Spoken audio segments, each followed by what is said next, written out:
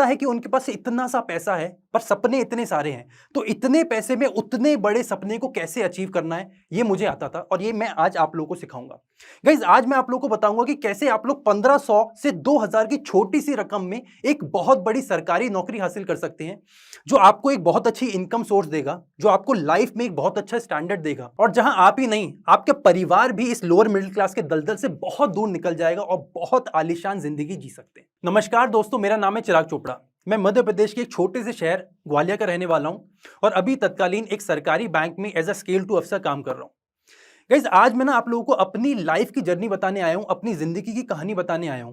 कैसे एक लाइफ का बहुत बड़ा फेलियर एक एस्पिरेंट बना और कैसे वो एस्पिरेंट ने अपने सारे सपने हासिल करे। अगर मैं आप लोगों को अपने बैकग्राउंड के बारे में बताऊं तो मेरे परिवार में कुल 4 लोग हैं, मैं, मेरा छोटा भाई, मम्मी और पापा। बचपन में हमारा एक छोटा सा बिजनेस हुआ करता था तेल मिल का। बहुत अच्छा चल रहा था स्टार्टिंग में, बट वहां से इवेंचुअली ये हुआ कि बिजनेस पार्टनर्स के जो पापा के बिजनेस पार्टनर्स थे उन्होंने कुछ फ्रॉड करे। हुआ बात इस कदर तक खराब हो गई कि हमें वो बिजनेस बंद करना पड़ा और उसके बाद वो उस बिजनेस के ऊपर, उस धंधे के ऊपर जितने भी कर्जे थे, जितने भी लोन थे, वो पापा के सिर पे आ गए। फिर धीरे धीरे करते वो कर्जे उतारते उतारते, वो कर्जे चुकाते चुकाते हम एक लेवल उस दिन तक पहुंच गए कि हमें अपना घर बेचना पड़ा और उस दिन रातों रात हम लोग बेघर हो गए और रातों रात हम लोग सड़क पे आ गए। इसके बाद लाइफ बहुत अस्त व्यस्त हो गई, मैं बहुत कंफ्यूज रहने लग गया और मुझे ये नहीं समझ आ रहा था कि अब मैं लाइफ में आगे कैसे बढ़ूंगा। बिकॉज मुझे और मेरे छोटे भाई को इतना तो पता था कि अगर हमें अब इस दलदल से बाहर निकलना है, अगर इस लोअर मिडिल क्लास के वो होता ना एक टाइटल से बाहर निकलना है, तो हमें खुद की मेहनत पे ही निकलना पड़ेगा और खुद के परिश्रम पे ही निकलना पड़ेगा। तो मुझे पता था कि मैं कुछ भी कर लूं, बस मुझे पढ़ाई के ऊपर पूरा जोर देना ही पड़ेगा, बिकॉज उसके बिना मैं बाहर नहीं निकल सकता। तो बस मैं और मेरा छोटा भाई पूरे टाइम बस उसी में लगे रहते थे। पर मुझे ना हमेशा से कुछ ना कुछ तोड़ना, कुछ जोड़ना, कुछ बनाने का बहुत शौक था। तो जब तक 10वीं में आया तो घर वालों को लगा कि चलो इसको इंजीनियरिंग कराते हैं। 10वीं के बाद पता चला कि यार कोटा में ना आईआईटी एंट्रेंस एग्जाम की कोचिंग होती है, वहां जाके कोचिंग करवा दो तो लड़के का फ्यूचर सेट हो जाएगा। तो मेरे घर वालों ने वहां पे पता करा कि भाई आईआईटी की कोचिंग में कैसे जा सकते हैं। यार वहां पे पता करा तो कोचिंग का जो फीस था वो कुछ 40-50 हजार रुपए था उस टाइम पे, 2009-10 की बात है। अब मानिए कि एक लोअर मिडिल क्लास जिनके पास रेंट देने के पैसे नहीं है, किराया देने के पैसे नहीं है, शायद खाने के लिए भी हैंड टू माउथ जिंदगी चल रही थी, 40-50 हजार वो लोग कहां से लाते।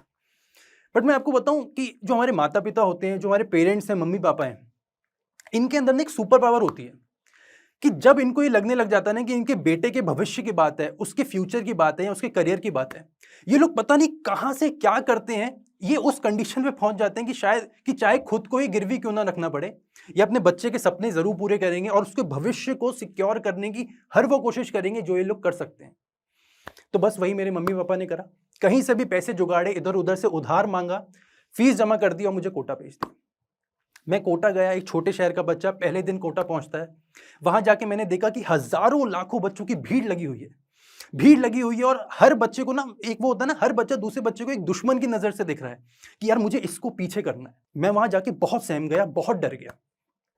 एक टाइम पे मुझे ये लगने लग गया कि यार मैं यहाँ सर्वाइव नहीं कर पाऊंगा।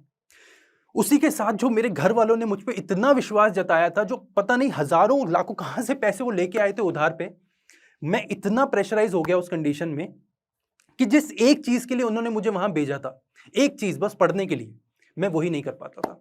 बिकॉज मुझे पढ़ने से इतना डर लगने लग गया था, मैं किताबें खोलते थे मुझे लगता था कि मैं क्या कर रहा हूं लाइफ में, मैं यहां आ गया हूं, मुझे पता नहीं है मैं आगे करूंगा क्या। मेरे घर वालों की मुझ पर इतनी उम्मीदें हैं और मैं पूरा पानी फेर, मतलब मेरे मन में ये मान चुका था कि मैं उस उम्मीदों में पानी फेर चुका हूं। बस वही हुआ, अगले साल मैं वापस आ गया, ऐसे करके मेरा पूरा साल निकला। अगले साल वापस आया, मैंने आईआईटी का एग्जाम दिया। अब होना क्या था, फेल हो गया। फिर जैसे ही मैं फेलियर का रिजल्ट मेरे सामने आया, मेरे घर वालों ने शायद मुझसे बात करना बंद कर दिया था, बिकॉज 2-3 हफ्ते तक किसी ने मेरी शक्ल नहीं देखी। मैं अकेला कमरे में पड़ा रहता था, खाने के टाइम खाना आ जाता था, पानी के टाइम पानी आ जाता था, पर मेरे घर वाले मेरी शक्ल भी देखने को तैयार नहीं थे। उसके बाद मैंने एक और एग्जाम दिया AIEEE का, वो भी मेरा वैसा ही होना था जैसा ये हुआ था, वही हुआ। मेरा एवरेज मेरे बिल्कुल एवरेज मार्क्स, बिल्कुल एवरेज रैंक, और उसके बाद मिला मुझे बिल्कुल एवरेज कॉलेज। मैं कॉलेज में गया, बहुत गिल्ट लेके मन में गया था, वो सोच के कि मैंने घर वालों के शायद सपने तोड़ दिए, उनके हजारों रुपए जो उधार लेके आए थे शायद वो सब मैंने खराब कर दिए।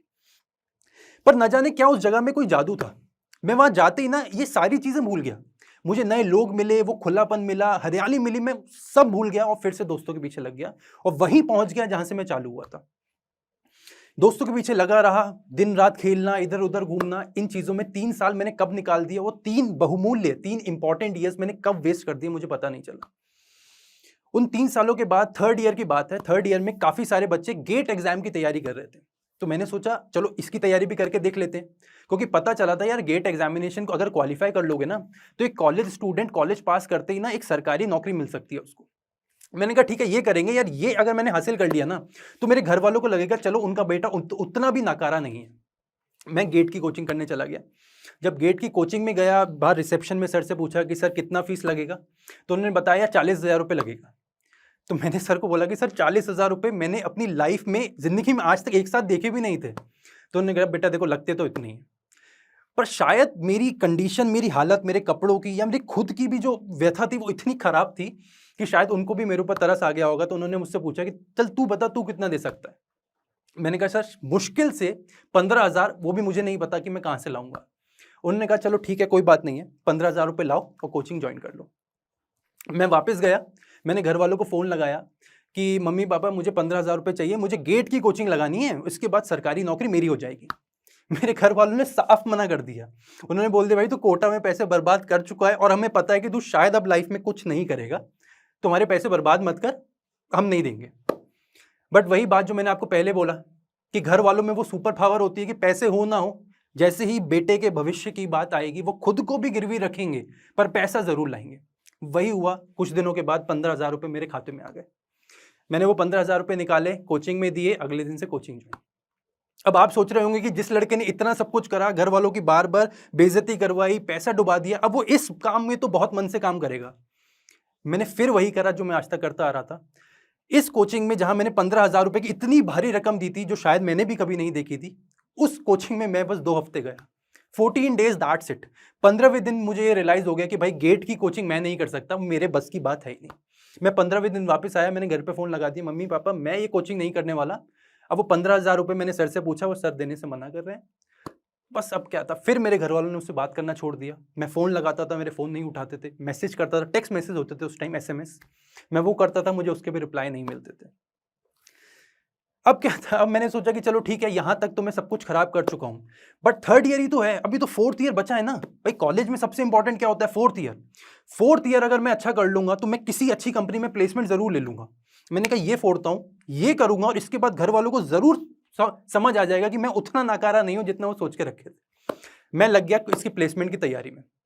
फोर्थ ईयर आया, 1 साल निकला, मैंने प्लेसमेंट की पहले इंटरव्यू में बैठा। इंटरव्यू में बैठते ही, पहले इंटरव्यू में रिजेक्ट, बैठते ही रिजेक्ट, दूसरे इंटरव्यू में फिर रिजेक्ट, फिर मुझे तीसरी कंपनी ने रिजेक्ट करा, चौथी कंपनी ने रिजेक्ट करा।